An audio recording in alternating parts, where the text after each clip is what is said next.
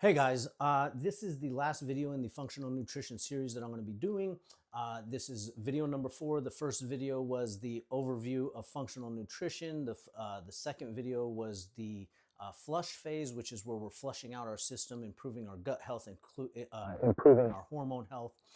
Number 3 video was the feed and function. So function would be continuing to improve your hormone health, and the feed phase is where we're adding calories incrementally, adding activity, really starting to kick into gear that weight training, a little bit of cardio, but minimal cardio to improve our metabolism. So when we talked about that in the last video, and I encourage you to go watch it if you haven't, is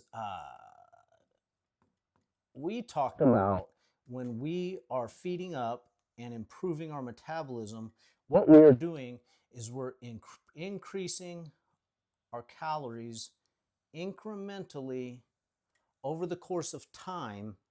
And for me, it's normally on a weekly basis. And what we're doing in doing that is we are at the same time doing it so slowly that our body is able to keep up, and our total daily energy expenditure, or TDEE, increases with those calories.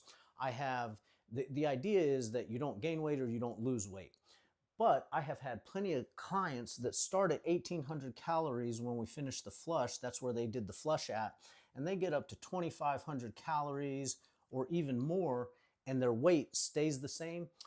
But sometimes I've even had clients lose weight just because their body is functioning so fast with regards to metabolism. Their hormones are on fire, working properly, and things are just going really well. But that being said, that is not the point of the flush or the function or the feed phase. Those phases are to get us prepped for the cut, or in the functional nutrition 4F process, it's called the fast.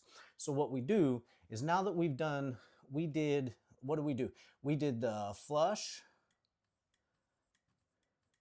for, let's say, 6 weeks. And then we did the feed and function for, let's say, 8 weeks. So that's 14 weeks that we've been filling up that tank, getting ready for the race. Now, if you go back to one of my previous videos when I talk about the ratio between how long you want to be in a bulking or feeding phase for, and then how long you want to cut compared to that bulking or feeding phase, we have a 2-to-1 ratio. So for every week that you grow or increase your calories, you cut for 1 week. So if we've been doing this for 14 weeks, we're only going to cut for 7 weeks. So we have 7 weeks to really kick the shit out of our body and see what we can get done. But that's good because we're so primed, we're so ready, our metabolism, our hormones, everything's on fire, everything's working properly. And so while we are with that full tank and ready to hit the pedal to the metal, we do it. So right here, we talk about, let's say we're at 2,500 calories.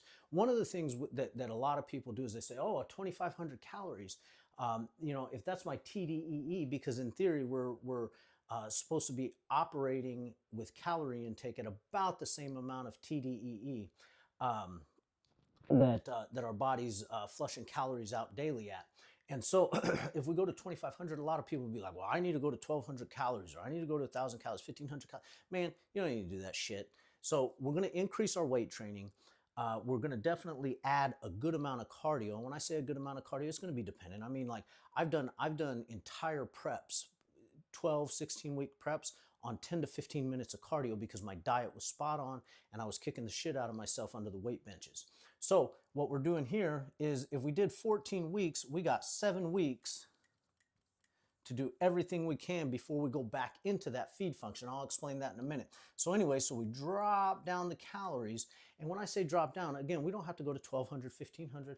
We go from 2,500 to 2,000 calories. Oops. And let's just say, I know that's not a straight line, but sorry about that. But let's say that we start at 2,000 calories, but we've increased cardio, we've increased time that we're in the gym lifting weights. We're actually expending more than that 2,500 calories, and we've dropped our calorie intake by 20%. You guys, I can't emphasize enough that unless you're under a gun for a competition prep, a bodybuilding show, something to that effect, it's not necessary to kill yourself when you're doing a cut. So we got down to the 2,000 calories. We've done this for 8 weeks. Now let's say that over the course of that we've lost 15 pounds. Now, keep in mind, during the flush, we lost a little bit of weight. During the feed, we lost a little bit of weight. And then we lost a good amount of weight right here. I've had some people lose 30 pounds on a flush and a feed process. And then we go into the fast, and we're still dropping weight. So you've lost all this weight. Well, what do you do from there?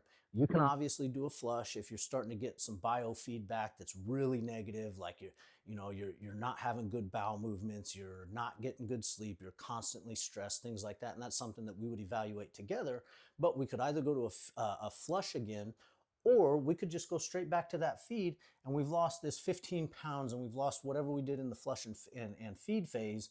And then we start adding our metabolism back up, starting with and staying at the weight that we ended at the end of the cut. And it's just a process that you repeat until you're happy with where your weight is, and then you go into a maintenance phase until you have new goals that you're ready to kick into gear. So that is the 4F process. That is the functional nutrition protocol that I run with clients who are dealing with hormonal imbalances, metabolic imbalances.